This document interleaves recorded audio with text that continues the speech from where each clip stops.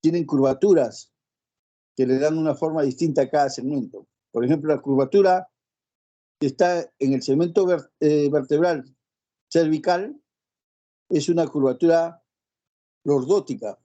La curvatura que está en el segmento dorsal, en la espalda mismo, arriba, en la parte superior, es una curvatura sifótica. Y la curvatura lumbar, nuevamente lordótica, y la sacrocoxigia, otra vez sifótica. Lógicamente que en una persona que está en posición de bipedestación o en posición erecta, eso tiene una forma normal, que nosotros la conocemos, y que le van a dar al individuo, le dan lugar a que tenga una posición erecta como la conocen, derecho, ¿no? Precisamente por esas curvaturas. Cuando hay alguna patología que altere esa columna vertebral de cualquier tipo, en este caso las más frecuentes son la degenerativa que estamos estudiando y la traumática, esas curvaturas pueden alterarse, ¿no? Es decir, y se alteran porque hay una alteración de las distintas unidades funcionales vertebrales, o sea, de varias, ¿no? Y pueden dar lugar a esas deformaciones grandes que ustedes conocen, como la escoliosis o como la hipercifosis o la persona que está en posición jorobada, que no es motivo de estudio en este caso, porque estamos estudiando enfermedad degenerativa discal, o sea, de solamente un segmento vertebral. Y que de paso, bueno, requiere intervención quirúrgica cuando hay alteraciones funcionales importantes, como alteraciones, por ejemplo, de la respiración, de la del latido cardíaco. En esos casos requiere, pues, cirugía a esas grandes deformaciones. Pero remontémonos a la unidad funcional, o sea, solamente a cada unidad funcional que son constituidos por dos vértebras. Ya sabemos nosotros que tenemos múltiples unidades funcionales dentro de todo el sistema vertebral, pero nos remontamos a una. ¿Qué puede suceder en todos los segmentos? Porque el proceso degenerativo no es de solamente una unidad funcional, es de todas las unidades funcionales. ¿Qué hablamos o qué decimos cuando nos referimos a proceso degenerativo? No es otra cosa simplemente que el envejecimiento, ¿no? Que es un proceso que pasan todos los seres humanos y en el cual se producen alteraciones de tipos metabólicos, funcionales, ¿no? Fisiológicas durante el transcurso de la vida en el ser humano. Eso hace que haya cambios en estas estructuras, ¿no? Cambios de tipo metabólico, cambios hormonales, cambios estructurales finalmente, ¿no? Se traducen en cambios estructurales y que pueden dar lugar a sintomatología importante. Como decimos, estas alteraciones de tipo degenerativo, al cambiar esas formas, esas estructuras, va a dar lugar a que cuando haya movimiento, esas estructuras al cambiar de forma, cuando haya movimiento se produzca la sintomatología principal. En este caso viene a ser primero el dolor. El dolor. Entonces, los problemas degenerativos de columna, su síntoma principal es el dolor, ¿no? Por el envejecimiento. Entonces, ¿qué es lo que pasa en esta estructura? Esta estructura comienza su proceso degenerativo en forma progresiva desde la parte estática, que viene a ser el cuerpo vertebral con el disco intervertebral en los tejidos blandos principalmente, que es el tejido intervertebral o disco intervertebral, y en forma progresiva va yéndose la alteración hacia el arco posterior. Comencemos por la parte directa, la lesión directa en la zona estática, en el área donde está constituido por los dos cuerpos vertebrales y el disco. Entonces comienza el proceso degenerativo en el disco, y ese disco nosotros lo conocemos que tiene dos partes importantes. En la parte central, en la parte del centro, está el núcleo pulposo. En la parte periférica está el anillo fibroso, ¿no? Constituido por un aproximado de 15, 20 láminas, unas encima de otras, ¿no? Dispuestas de manera cruzada, más o menos a 30 grados cada uno, ¿no? De tal manera que le produce una gran resistencia a ese anillo fibroso. Ahí comienza el proceso degenerativo. Entonces, esas estructuras, el contenido principal tiene agua, y esa agua comienza a perderse en el transcurso del tiempo, con el paso del tiempo, con el envejecimiento de la persona. Entonces, el porcentaje que de agua inicialmente es abundante cuando el individuo nace, que es una cantidad exorbitante de 90, más del 90% del total de esa estructura, ¿no? Tanto del núcleo pulposo como del anillo fibroso, comienza a disminuir en el transcurso de los años, en el transcurso de la edad. De tal manera que este proceso comienza a presentarse a los 30 años de edad aproximadamente. O sea, va disminuyendo ese líquido, se va deshidratando, y cuando ya hay deshidratación, ya hay patología. Nosotros comúnmente lo llamamos patología del disco o discopatía, ¿no? Pero ¿cómo se produce? Hay una deshidratación inicial del núcleo pulposo, que cuando ustedes le toman el estudio casi más frecuente en estos casos es con resonancia magnética nuclear para hacer el diagnóstico, van a ver de que esa estructura está deshidratada, ¿no? Y principalmente en la fase T2 de la resonancia magnética nuclear van a ver un disco oscuro. Eso ya es discopatía. Algunas veces no tiene síntomas, pero ya la función está cambiando.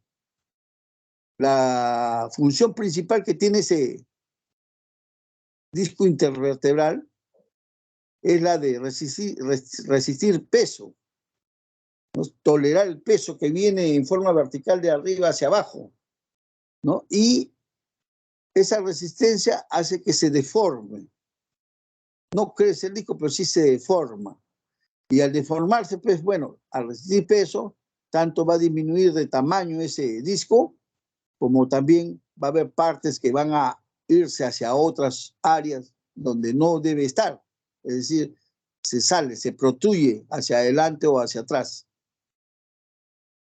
Se protruye el disco, ¿no? Es decir, empuja ese anillo, ese núcleo pulposo que resiste, empuja y pasa la fuerza a que la resista ¿quién? El anillo fibroso, lo que está externamente. Ese anillo fibroso, al cumplir esa función que normalmente es del núcleo pulposo, comienza a tener lesiones, lesión de continuidad, es decir, apertura, ruptura. Y se van rompiendo los anillos fibrosos que están más conectados con el centro, primero, y después se está yendo hacia la periferia. Es decir, hay una ruptura interna del disco en forma de radial. Como el anillo fibroso, cada una de sus láminas tiene gran resistencia, pero las láminas superficiales tienen mayor resistencia. Esa ruptura que inicialmente es radial se va a hacer circular, va a rodear todo lo que se refiere a la última lámina o las últimas láminas del anillo fibroso. Pero se va a hiperextender porque esas estructuras también tienen propiedad de elasticidad. Al hiperextenderse, produce la protrusión discal, ¿no? Que ya viene a ser una hernia, pero una hernia que no ha roto totalmente el disco, una protrusión discal. ¿Y puede producir sintomatología? Sí. Si es que la hernia está ubicada a nivel cervical o dorsal hasta L1, L2, una sintomatología tanto medular como radicular. Y si está debajo de L1, L2, sintomatología solo radicular. Si es que comprime la raíz, esa protrusión discal llamada en ese momento hernia blanda. Con el transcurso del tiempo, ese metabolismo sigue cambiando y esa protrusión discal, ¿no?, comienza a jalar las fibras que unen hacia el hueso, ¿no?, hacia los cuerpos vertebrales, ¿no?, esas fibras que se llaman fibras de Charpey y estimula la neoformación de hueso, ¿no?, ya los llamados osteofitos, que cuando se va hacia la parte interna, esos osteofitos lógicamente van a producir irritación de las estructuras internas, en este caso las raíces nerviosas o bien la sustancia medular, la médula vertebral. Y lógicamente produce consecuencias ahí, ¿no? Esa es la segunda parte, cuando ya está, se llama la parte de hernia dura. Ahora, si se rompen todas las fibras de anillo fibroso, esa hernia se sale de la estructura del disco. Ya es una hernia propiamente dicha, ¿no?, que puede ser dura o blanda, y se sale. Y ahí sí comprime pues las raíces, es la hernia propiamente dicha. Entonces, las consecuencias directas de esa zona van a ser tanto la ruptura interna discal como la hernia discal. Y tenemos las dos primeras consecuencias. Respecto a esas dos consecuencias directas, tenemos que decir primero la ruptura interna discal. ¿Dónde se encuentra? Se encuentra en el mismo disco, ¿no? Entonces, las molestias van a ser dolor al movimiento. ¿Pero movimiento de qué? Del disco, a la compresión del disco, porque tiene terminaciones nerviosas. Entonces, ¿cómo van a hallar ustedes eso? El paciente le dice, yo tengo dolor de espalda bajo o alto, la mayoría por si acaso son a nivel lumbar, ¿ya? Entonces, tiene dolor de espalda, pero ustedes les da un dato, ¿no? El otro dato les debe decir que ese dolor de espalda es crónico, o sea, un tiempo mayor de 90 días. Y ustedes tienen que examinarlo a ese paciente. Al examinar a ese paciente, tienen que producir un movimiento que le produzca dolor en esa zona del cuerpo. Y como está en el cuerpo, en la parte anterior, en el cuerpo vertebral, el dolor va a ser pues a la flexión. ¿Por qué? Pues porque a la flexión, la parte anterior de ese cuerpo vertebral, el cuerpo vertebral, nomás imaginen, está comprimiéndose y la parte posterior comienza a extenderse. Entonces, eso le produce dolor. Un dolor a la hiperextensión de esa zona, o sea, a la flexión del cuerpo de la persona.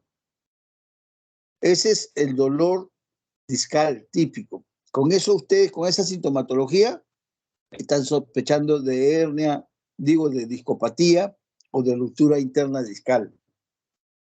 ¿Cómo lo confirman? Como el proceso de envejecimiento, ¿no?, es no solamente la enfermedad o no solamente la degeneración de una unidad funcional, sino de varias. Entonces hay varias. Si usted le toma una resonancia magnética, hay varios segmentos, varias unidades funcionales que están en igual estado en la resonancia. Y les dije, no todos le producen síntomas. Para que ustedes hagan ese diagnóstico, tienen que utilizar el arte de extender ese cuerpo vertebral. ¿Y cómo lo hacen? Introducen dentro de ese cuerpo vertebral a través de un equipo de radiación dinámico, un arco en C, por ejemplo, introducen una sustancia de contraste. Le están aumentando volumen, o sea, si aumentan el volumen, va a haber un dolor concordante en esa zona. Con esa resonancia, están haciendo el diagnóstico de varias unidades funcionales, ¿no?, que están alteradas. Y con esa sola radiografía con contraste, con el dolor concordante, están haciendo ya el diagnóstico exacto de cuál es la unidad funcional con ruptura interna discal que le está produciendo síntomas y que tienen que tratar. ¿Se dan cuenta? Eso es más o menos lo que se refiere al diagnóstico de ruptura interna discal. Una vez que ustedes diagnosticaron con su buena historia clínica, con su buen examen diagnóstico, que en este caso les he mencionado dos, ustedes van al manejo. ¿Y cómo manejan estos pacientes? ¿No? Estos pacientes lógicamente van a tener dolor, tienen que darle primero tratamiento conservador con analgésicos. Ahí se produce un fenómeno inflamatorio, analgésico antiinflamatorio, el que ustedes mayormente conozcan, ¿no? Primero por un periodo de 7, 10 días más o menos, y después con analgésicos condicionales. Estos problemas, como ustedes ven, se dan al movimiento. Y esa unidad funcional no está sola, está rodeada de músculos, está rodeada de ligamentos, etcétera, etcétera. Entonces también pueden darle ustedes un relajante muscular, porque hay contractura muscular que se produce para tratar de evitar que esa zona se movilice y produzca dolor. Y se contrae el músculo, entonces también, y aumenta el dolor. Entonces también hay que dar relajantes musculares. Eso inicialmente. A veces eso falla y entonces ya tienen que dar terapias quirúrgicas mínimas, ¿no? Como ya ubicaron la zona, al ubicar con un equipo mismo de rayos X dinámicos, pueden pasar a la terapia quirúrgica. Y la terapia quirúrgica significa ingresar en esa zona con un aditamento que introduzca una sustancia que pueda coagular o pueda cerrar ese anillo fibroso y disminuye el dolor, ¿no? Terapia electrotérmica, por ejemplo, ¿no? Intradiscal.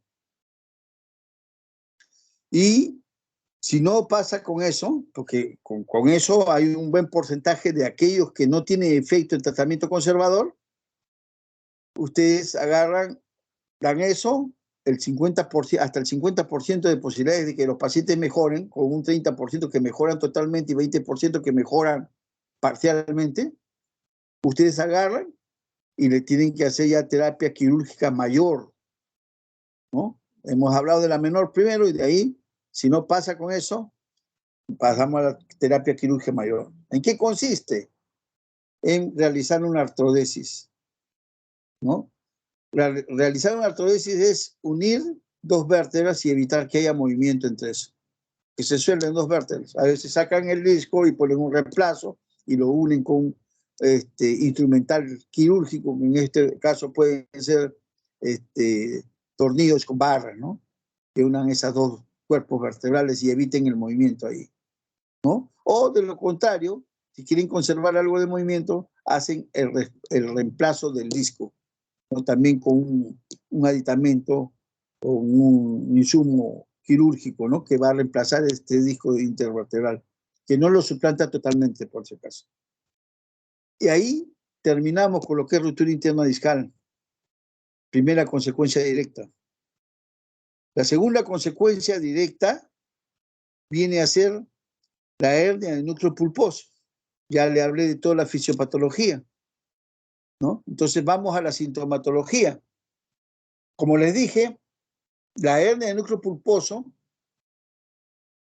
tiene dos componentes, ¿no? Donde se produce más frecuentemente por la parte degenerativa, que viene a ser en la zona lumbar. De 100 casos, 95 son hernias de región lumbar o sacra, de la primera sacra, lógicamente, lumbosacra. Las últimas lumbares, L4, L5, L5, S1. Son los lugares donde el 95% de las hernias se van a localizar de tipo degenerativa, ¿no? Y cuando le digo 95% de las hernias se localizan en esa zona, es porque de tipo degenerativa, estamos hablando solo de degenerativa, porque las hernias también pueden ser traumáticas, por si acaso, pero ya ese es otro tema, y esas son las menos frecuentes. Hablamos de las degenerativas. El 95% en región lumbar, pero también el resto, el 5%, se puede producir en región cervical más frecuentemente que en región dorsal. Entonces, ¿qué quiere decir la sintomatología?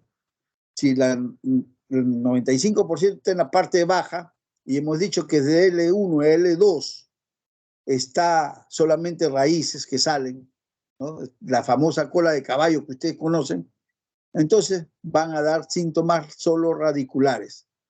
Si es que produce síntomas, porque hay hernias que no les da síntomas, ¿no? O protrusiones discales que no les da síntomas. Entonces, 95% van a tener problemas radiculares, porque están ubicados a nivel de región lumbosacra. Entonces, definido eso. Pero hemos dicho que hay un poquito porcentaje que está por arriba, a nivel cervical sobre todo. Entonces, y a nivel cervical, ¿qué tenemos? Médula y raíces. Entonces pueden producir síntomas mielorradiculares, ¿no? A nivel dorsal también. Que en estos casos hay que tener bastante cuidado. ¿Por qué? Porque está la médula. Y en la médula también tenemos tejido parenquimal neurológico, que en este caso viene a estar constituido por neuronas y células de sostén, aparte de las raíces, que son prolongaciones. Entonces, ahí hay que tener mucho cuidado y en esos casos incluso una hernia puede convertirse en algo grave y quirúrgico de emergencia, Eso no lo olviden. ¿Por qué? Porque produce síntomas mielorradiculares, ¿ya? Se puede volver en una emergencia. Más aún si ustedes tienen en cuenta que conociendo su parte anatómica, a nivel cervical, el canal raquídeo es mucho más amplio que a nivel dorsal. Y a nivel lumbar, nuevamente, es más amplio que a nivel dorsal. Es decir, en la zona dorsal, por ser más pequeño el canal respecto al tamaño medular, también constituye una emergencia. Pero son raras las hernias en esos niveles. Son muy raras. Eso es hablando de hernias. Entonces, dado el síntoma radicular o mielorradicular, ¿no? Estas hernias pueden tener tratamiento quirúrgico o pueden tener tratamiento conservador. Pero como las más frecuentes, las 95%, son a nivel lumbar, lumbosacro, entonces nosotros tenemos que decir de que esas hernias, de esas hernias, de 100 hernias que están en esa posición lumbosacra, de 100 hernias, 80 tienen tratamiento conservador. ¿Y en qué consiste el tratamiento conservador?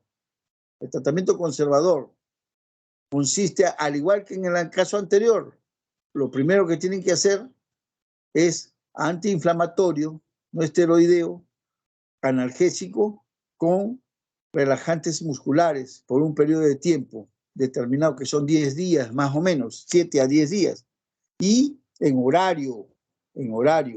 Y posteriormente a eso, si el dolor disminuyera más allá del 50% a través de la escala del dolor que ustedes la conocen, la escala de EVA, escala visual análoga, ¿no? Que cuentan de 1 hasta 10, 1, 0, no tiene dolor, 10 es el máximo dolor de su vida.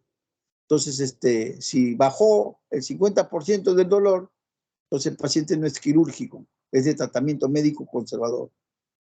Y de 100 hernias, como le dije, 80 tienen tratamiento médico conservador con ese tratamiento, con antiinflamatorio no esteroideo, con analgésicos, y a eso ustedes le tienen que sumar relajantes musculares. Los relajantes musculares son los 10 días, y los analgésicos los 10 días en horario, y después de ese tiempo es condicional si bajó más allá del 50%. Si el dolor es intolerable, se puede hacer quirúrgico en el transcurso de ese manejo. Se puede hacer quirúrgico, ¿no? Pero si el dolor es tolerable, le están dando medicación, se le da hasta 3 semanas, ¿no? Esto concomitantemente ya iniciando la rehabilitación. Igual en el anterior caso, también siempre rehabilitación física, ¿no? Y le dan hasta 3 semanas y a las 3 semanas reevalúan. Y si ese dolor bajó más allá del 50%, ya no es quirúrgico. Ese paciente es para que continúe con tratamiento médico cada que tenga problemas de dolor, analgésicos, ¿no? En ese esquema y viendo si le pasa el 50% no. Es tratamiento conservador. Si el dolor es mayor o es intolerable, lógicamente eso es cirugía, ¿ya? Entonces, a 80 pacientes dimos tratamiento conservador, ¿no? Consistente en medicación y medicina física y rehabilitación.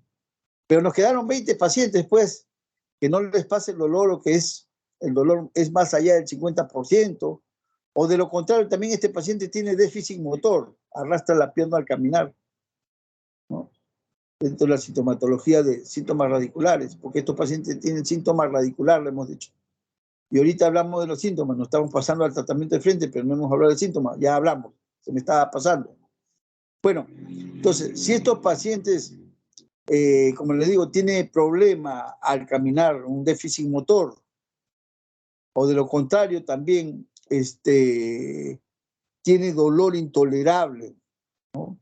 O tiene alteraciones esfinterianas del esfínter vesical para miccionar o del esfínter anal para defecar, entonces ese paciente es quirúrgico, ¿no? Y sobre todo cuando tiene alteraciones esfinterianas, cuando hace un síndrome de cola de caballo, por ejemplo, ese paciente con adormecimiento en el pubis y todo eso, ese paciente es quirúrgico, de urgencia, porque si no, la sintomatología que tenga, que es el déficit motor o las alteraciones esfinterianas pueden quedar como secuela perenne, ¿ya? Perenne. Entonces, es importante eso, que en esos casos es quirúrgico de urgencia. Y también es de urgencia cuando es a nivel cervical, ya hemos hablado, ¿ya? Nos hemos pasado de frente al tratamiento, ¿no? Sin haber hecho lo que corresponde a la sintomatología y al diagnóstico. Hablemos de ello.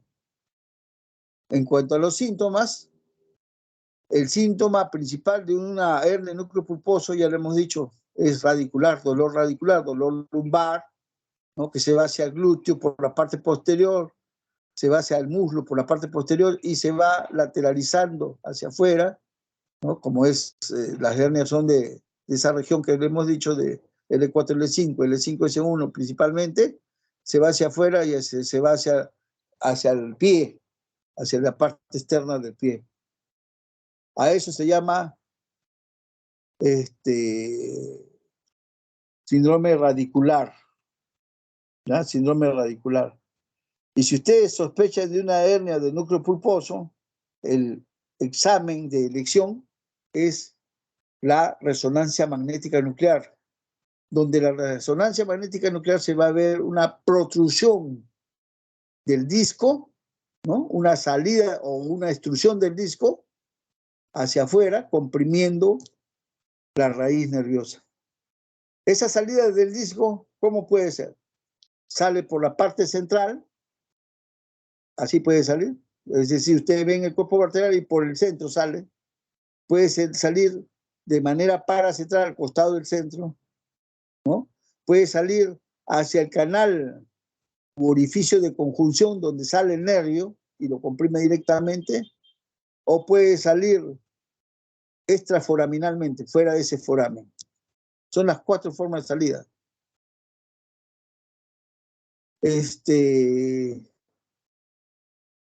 Y eso es lo que se refiere a hernia de núcleo pulposo, las 2 consecuencias directas de enfermedad discal degenerativa.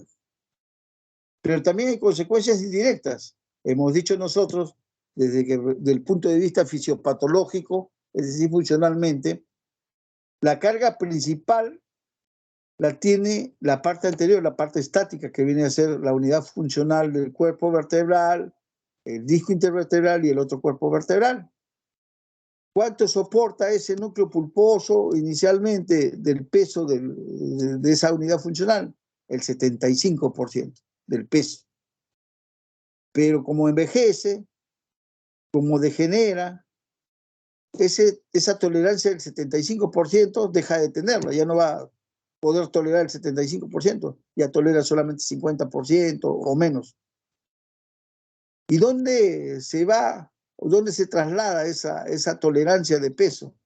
Hacia la parte posterior, hacia el arco posterior. ¿Dónde? A la articulación, a la faceta articular. Entonces, ¿qué quiere decir? Que el 75% del peso lo tolera el disco intervertebral, la parte anterior, y 25% normalmente lo tolera esa articulación posterior. Pero que en condiciones patológicas esa articulación posterior va a tolerar mayor peso. O sea, se transforma todo la vida de esa faceta, ¿no? Y se vuelve intolerante, tiene que soportar mayor peso del que resiste. Entonces se producen fenómenos inflamatorios ahí, pues. Y al producirse fenómenos inflamatorios, lo primero que hace es se moviliza la articulación, inestabilidad segmentaria, primera consecuencia indirecta, inestabilidad segmentaria, ¿no? Entonces, al haber inestabilidad, se puede movilizar una vértebra sobre otra. Esa movilización de la vértebra sobre otra, que si son de varias unidades funcionales, se producen esas grandes deformaciones que ya señalamos y que no es motivo de esta clase. Al movilizarse se produce la llamada listesis en la unidad funcional, una vértebra sobre otra. Listesis, que puede ser anterolistesis cuando se va hacia adelante, retrolistesis cuando se va hacia atrás, laterolistesis se puede ir a los costados. ¿Ya? La listesis. La listesis se miden o se gradúa en función del cuerpo vertebral, ¿no? Al cuerpo vertebral ustedes lo dividen en mitad primero y luego esa mitad en dos mitades, es decir, en cuartos. Y cuando ese desplazamiento pasa del primer cuarto o no llega al primer cuarto, menos del 25% en otras palabras, listesis de grado 1. Si llega al segundo cuarto o a la mitad, listesis grado 2. Si sobrepasa esa mitad, listesis grado 3, ese desplazamiento estamos hablando, ¿no? Y si sobrepasa todo eso, listesis grado 4, ¿no? Cuando es el desplazamiento casi en el último nivel, ¿no? Del cuerpo vertebral. Listesis grado 4. La listesis grado 1 es la menor de las listesis y tiene diferente comportamiento respecto a las otras tres listesis grado 2, 3 y 4. Entonces, el dolor se produce porque hay una inestabilidad, hay un movimiento, ¿no? Y eso puede dar dos dolores, dolor de la misma, del mismo desplazamiento, ¿no? De las estructuras, o también puede comprimir la raíz y produce dolor de tipo radicular. Dolor de tipo radicular. Entonces, los desplazamientos producen eso, ¿no? Pueden producir un canal estrecho y comprimen todo, ¿no? O pueden producir solamente disminución del foramen al movimiento y un síndrome radicular. ¿Cómo se diagnostica esa inestabilidad? Segmentaria también le llaman, o bien inestabilidad funcional, ¿no? De la columna. Pueden ustedes haberle tomado una resonancia, pero como el dolor es al movilizarse, lo que tienen que hacer simplemente se hace un diagnóstico con una radiografía de tipo funcional. Es decir, toman las radiografías normales al paciente, pero también le toman al paciente con movimientos de hiperflexión o de hiperextensión hacia adelante, hacia atrás, o de hiperextensión lateral también. Y ven si hay desplazamientos o no de la columna en la radiografía. Radiografía funcional es el estudio de elección para el tratamiento de la inestabilidad, para el diagnóstico de la inestabilidad. ¿Cómo se trata la inestabilidad? En el primer grado de listesis no es quirúrgico. Igual aplican el tratamiento que dieron anteriormente con analgésicos antiinflamatorios, pero tienen que evitar que haya movilización de esa columna. Entonces le ponen ortesis o fijadores externos, ¿no? En esta cosa. Fijadores me refiero externos a que no son invasivos. En este caso un corsé semirrígido, por ejemplo. Durante la actividad de la persona, ¿no? Sobre todo cuando la actividad es de movimientos bruscos, ¿no? Para usted sabe que todos tienen preocupaciones. Eso con el fin de tratar de evitar de que la listesis de primer grado pase a mayores grados. Y las otras listesis sí tienen tratamiento quirúrgico, ¿no? Y si estamos hablando de inestabilidad, ¿qué deben hacer ustedes? Estabilizar, ¿no? ¿Cómo se hace la estabilización? Lo primero que ustedes tienen que hacer, si hay un desplazamiento de una vértebra sobre otra, volverla a su lugar. reducción, ¿no? Pero ya quirúrgicamente. Y si es que tienen que estabilizar, tienen que atrodesar, ¿no? ¿Y cómo se atrodesa? Se atrodesa con instrumentación metálica, ¿no? De segmento superior, segmento inferior, y se fija el segmento que está, ¿no? Se fija con tornillos, con placas, ¿no? Que puede ser una intervención quirúrgica por la vía anterior o por la vía posterior, ¿no? A veces en artrodesis tienen que ustedes agarrar y, dependiendo de la causa de esta inestabilidad, ¿no? Tienen que atravesar, es decir, juntar las dos vértebras, ¿no? Y soldar las dos vértebras para evitar el movimiento. Muy bien, eso es inestabilidad segmentaria. Bueno, les dije que el peso se traslada hacia la articulación posterior. Eso produce dolor, ¿no? Y a eso se llama síndrome facetario, ¿no? Y ahí se produjo, ese dolor se es producido por la inflamación que se produjo desde el punto de vista fisiopatológico. Entonces, esa síndrome facetario o enfermedad de la faceta no se produce porque dentro de la faceta hay nervios, ¿no? Una prolongación del nervio de Arnold, si no me equivoco, ¿no? No recuerdo bien el nervio. Busquen ustedes eso, el nombre del nervio, el nombre propio. Pero se produce una inflamación y se produce compresión, producto de la inflamación al movimiento se produce dolor de la articulación. ¿Dónde está? En la parte posterior. Se refiere al paciente que viene con un dolor crónico mayor de 3 meses, el dolor de espalda que no esté irradiado en ningún lugar, ¿no? Es decir, produce dolor en el local en la localización donde está alterada esa articulación, o bien dolor referido, ¿no? Por lo que hay que ubicarlo. Y para el diagnóstico, aparte de la resonancia, tienen que hacer un diagnóstico con una infiltración, ¿no? De analgésico o anestésico local, lógicamente, con un antiinflamatorio que puede ser tratamiento también en este caso. ¿Dónde? En esa articulación que está afectada. También se hace con un equipo de rayos X funcional, en este caso un equipo de rayos X arco en C, ¿no? Y con eso ustedes están haciendo el diagnóstico y podría hacer tratamiento, porque a veces ya no duele cuando se coloca el anestésico con el antiinflamatorio esteroideo, en este caso el corticoide, ¿no? Bueno, aparte de eso ya viene el tratamiento, hicieron el diagnóstico. Antes olvidaba, ¿cómo el diagnóstico clínicamente lo hacen? ¿Por qué? Porque hay dolor al movimiento, pero en este caso, como es en el arco posterior y es la parte dinámica de la columna, es dolor a la hiperextensión del paciente. O sea, el paciente se inclina hacia atrás y le reproduce el dolor, ¿ya? Y el diagnóstico final lo hace con ese examen, con anestésico, con antiinflamatorio esteroideo, ¿ya? Muy bien. Terminamos con síndrome facetario e inestabilidad ya, que son los dos primeros, y ahora pasamos al último, consecuencia indirecta, o tercera, que es el diagnóstico de estenosis vertebral. La estenosis vertebral, ¿no? También siempre a nivel de fajos que toleran mayor tolerancia de peso, ¿no? La estenosis vertebral se produce porque hay inflamación en todos los tejidos, los tejidos no solamente se inflaman, sino se hipertrofian, ¿no? Y se dilatan producto de esa movilización. Y si se va hacia adentro del canal raquídeo y comprime estructuras nerviosas, que pueden ser raíces o médula, va a producir síntomas, pues. No siempre, por si acaso, ¿no? Y disminuye el tamaño del canal respecto al contenido que hay, ¿no?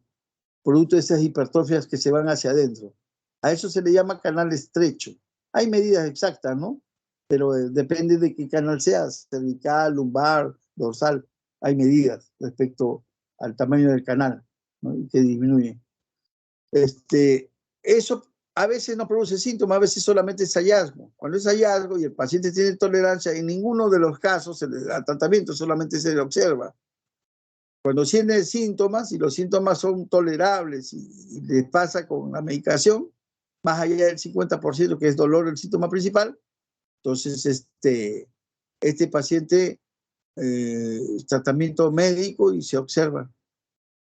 Pero si los síntomas son progresivos, ¿no?, intolerables, el paciente es sometido a tratamiento quirúrgico. En todos los casos estoy hablando, ¿no?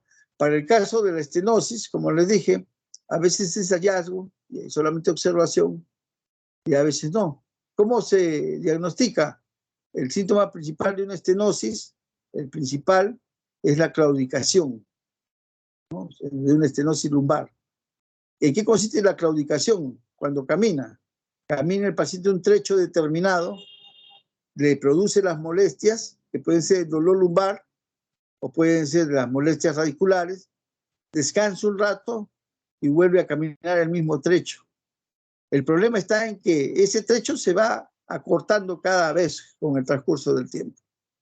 Eso se llama claudicación neurológica, porque pueden haber otras claudicaciones, pueden haber vasculares también que producen síntomas casi parecidos, pero que tienen que saber diferenciar ustedes, ¿no? Y lo tratarán en el capítulo de vasculares probablemente, ¿no? En el caso de las varices, por ejemplo, ¿no? O otros diagnósticos diferenciales, un trastorno de cadera, ¿no?, una artrosis de cadera, una enfermedad articular que le puede producir, o algunos otros síndromes y patologías que frecuenten de otras especialidades, ¿no?, que le producen molestias para caminar parecidas, ¿no?, que van a estar dentro del diagnóstico diferencial. Muy bien. Entonces, en ese caso, cuando hay un cuadro de claudicación, estamos ante un canal estrecho lumbar que es quirúrgico. Y si hablamos de canal estrecho, estamos apretando. ¿Cuál es el tratamiento principal? Desapretar.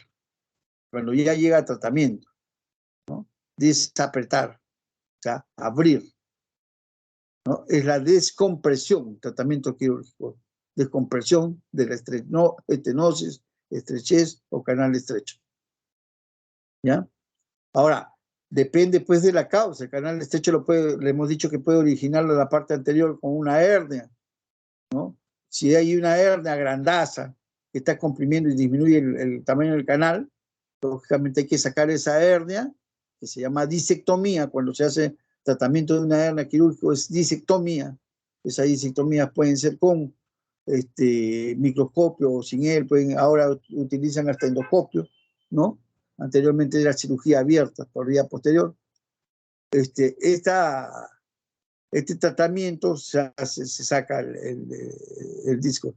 Si lo ocasiona la parte posterior, hay que abrir por la parte de atrás, que es la minectomía y el retiro en este caso, del ligamento amarillo, ¿ya?, que se llama flavectomía. Es decir, tratamos la causa. Y en algunos casos, por el mismo tratamiento, hay inestabilidad, que ya no es el tratamiento del canal estrecho, o afecta a varios segmentos ese canal estrecho. Entonces, no solamente hay que descomprimirlo, sino también que hay que artrodesarlo, ponerle material metálico y estabilizarlo. Y esas son las 5 patologías importantes de la enfermedad degenerativa discal. No sé si tendrán alguna pregunta.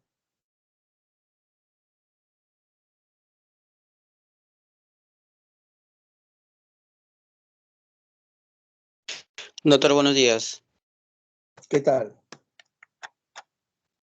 Mi pregunta, doctor, es en relación a las infiltraciones con esteroides. Había revisado que no, que últimamente, bueno, había un metaanálisis que había encontrado que no, en realidad no era de tan buena ayuda. Entonces quería preguntarle a usted en qué situaciones se haría y en qué situaciones sería una cirugía, por ejemplo. Infiltraciones con esteroides, ¿tú te refieres a enfermedad facetaria? Uh-huh. Ya. Mira, les dije bien claro de que a veces es tratamiento, o sea, no vuelve el dolor, ¿no?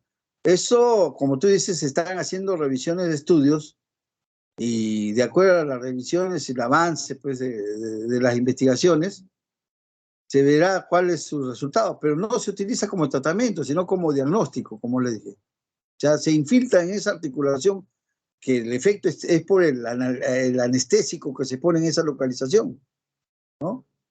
Le ponen el anestésico con el esteroides y en ese momento le va a pasar el dolor. Entonces están diciendo de que la enfermedad discal, de articulación posterior o facetaria es de esa localización. Recuerden ustedes que no tienen solamente una articulación, primero, facetaria, tienen múltiples articulaciones en todas las unidades funcionales. Entonces se necesita saber cuál es la ubicación que está produciendo síntomas. En este caso, para eso se utiliza, para el diagnóstico, no se utiliza como tratamiento. Les dije que en algunos casos suele ser tratamiento, en algunos casos, que no son muchos, pasa el dolor, pero no se utiliza como tratamiento. ¿Quedó un poco más Ok, claro? doctor, gracias. Muy bien. Sí, doctor. Muy buena pregunta. ¿Otra pregunta?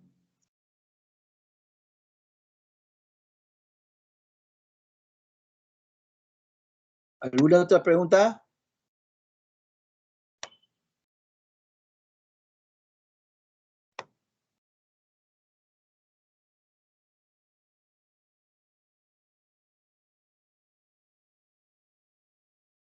Bueno, supongo que han entendido, ¿no? Por lo menos en grupo, díganme si entendimos o no entendimos. Porque si no entendieron, tendré que hacer de nuevo toda la clase.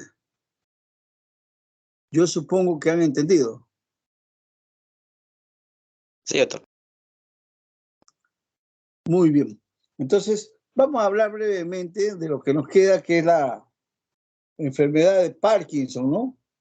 En su tratamiento. Entonces, ustedes ya conocen lo que es la enfermedad de Parkinson porque ustedes han hecho neurología, ¿cierto? ¿O no han hecho neurología? Hicieron neurología, ¿cierto? Sí, doctor. Neurología. Entonces ya saben ustedes que la enfermedad de Parkinson es una enfermedad de alguna forma prácticamente clínica, principalmente. Hay muy pocos casos que llegan a la cirugía, ¿no? Saben que ustedes que la enfermedad de Parkinson en frecuencia no es mucha en la población mundial. Dicen que en mayores de 50 años, solamente 1 de cada 100 pacientes tiene esta enfermedad. También saben ustedes de que para hacer el diagnóstico no lo hacen generalmente con exámenes auxiliares, sino es eminentemente clínico y se basa en su sintomatología. ¿Cuál es su sintomatología principal en el Parkinson? Temblor, rigidez, disminución del movimiento que le llaman bradicinesia y también inestabilidad postural, ¿no? Esa es la enfermedad de Parkinson. Pero también ustedes conocen por neurología de que en la enfermedad de Parkinson esos síntomas no solamente se dan en la enfermedad de Parkinson idiopática o propiamente dicha, sino también se pueden dar, hay síndromes parkinsonianos que simulan dicha enfermedad. Esos síndromes parkinsonianos se dan en otras enfermedades o también se pueden dar por el uso de medicamentos, etcétera, ¿no? Entonces, lo otro que se conoce es de que desde el siglo pasado ya se hacía cirugías de Parkinson, pero eran cirugías abiertas, ablativas, grandes, extensas, ¿no? De localizaciones que dan bastante morbilidad y mortalidad en el paciente. Pero que más o menos desde 1908, en que comienza primero que idean el marco estereotáxico, ¿no? Desde aquella época ya están esos tratamientos quirúrgicos, o sea, ya se hablaba de tratamientos quirúrgicos para el Parkinson. Pero que posteriormente utilizan este aditamento, el marco estereotáxico, para hacer cirugías funcionales mínimamente invasivas con el marco estereotáxico. Y dentro de ellas, la cirugía funcional de la enfermedad de Parkinson propiamente dicha, ¿no? Para evitar esa gran morbilidad y mortalidad que hacían las otras intervenciones abiertas. Para ello, pues, utilizaron quienes idearon esto una serie de criterios que le llaman criterios de inclusión y también otra serie de criterios para no operarlo, ¿no? Y el principal indicación o la principal indicación de la enfermedad de Parkinson para tratamiento quirúrgico con estereotaxia es aquellos temblores que no responden al tratamiento médico, porque su tratamiento principal es tratamiento médico, el reemplazo de la dopamina. O pacientes que tienen respuesta a la levodopa, ¿no? Pero que presentan algunos problemas como son disquinesia o fluctuaciones. Es decir, en general, pacientes que no responden al tratamiento son pacientes que son candidatos a cirugía de Parkinson. Y aquellos que excluyen son todos aquellos pacientes que tienen cuadros de parkinsonismo, pero no tienen enfermedad de Parkinson, ¿no? O algunos pacientes que tienen trastornos psiquiátricos severos que no se pueden cuidar o tienen déficit en las capacidades intelectuales, o algunos que tienen enfermedad, por ejemplo, de la sangre, ¿no?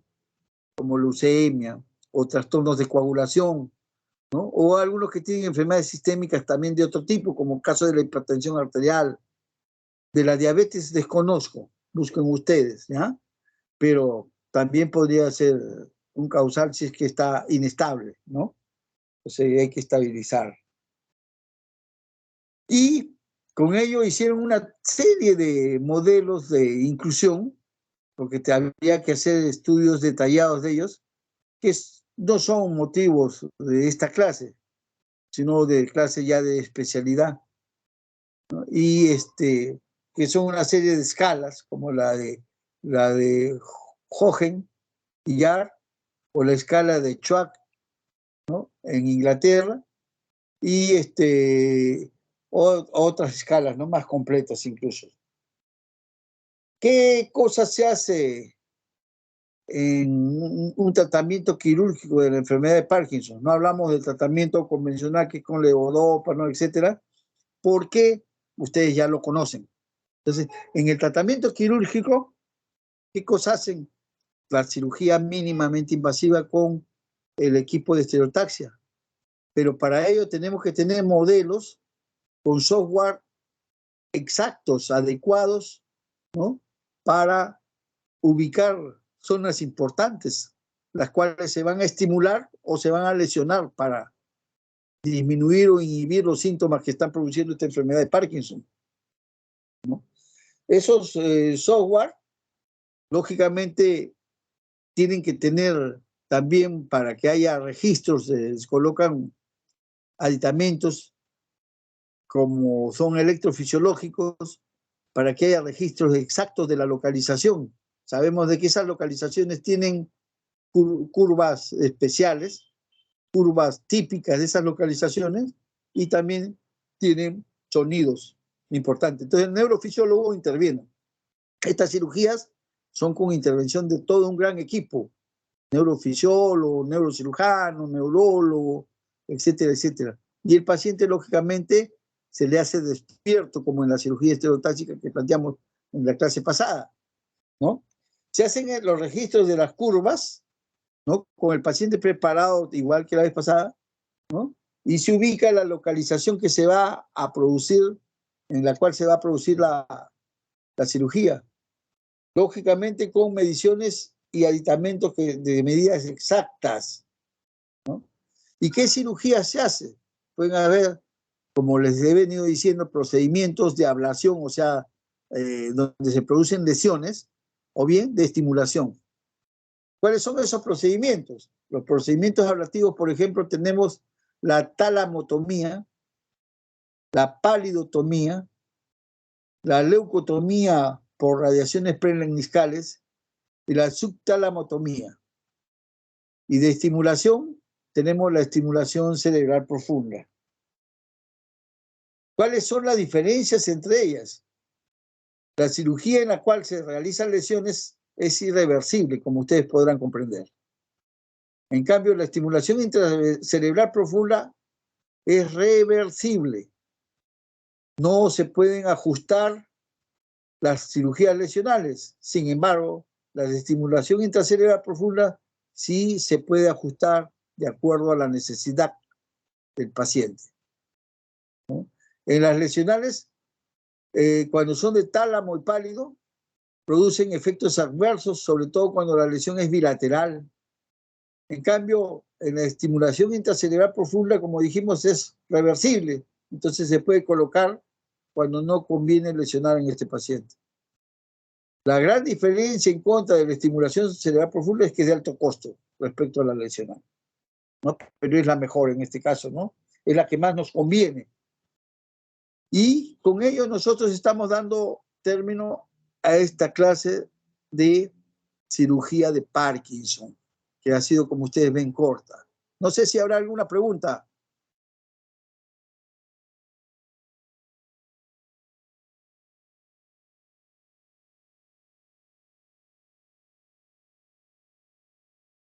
Hola.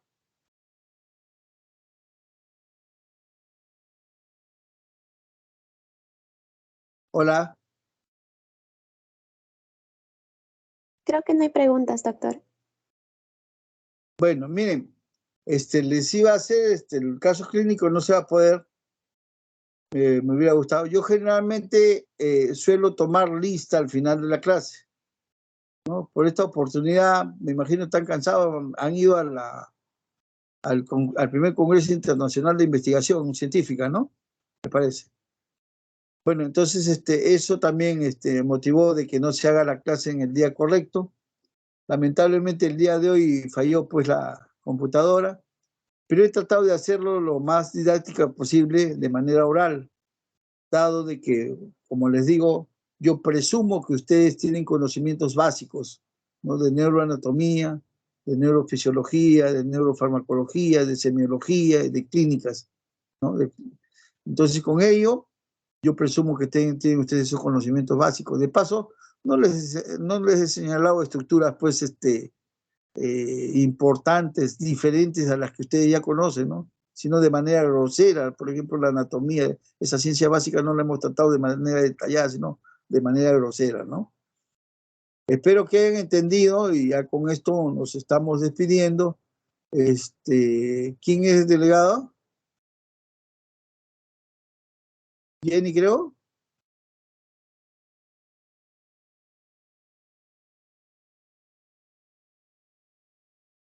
Bueno, nos estamos viendo entonces. Buenos días. Gracias, doctor.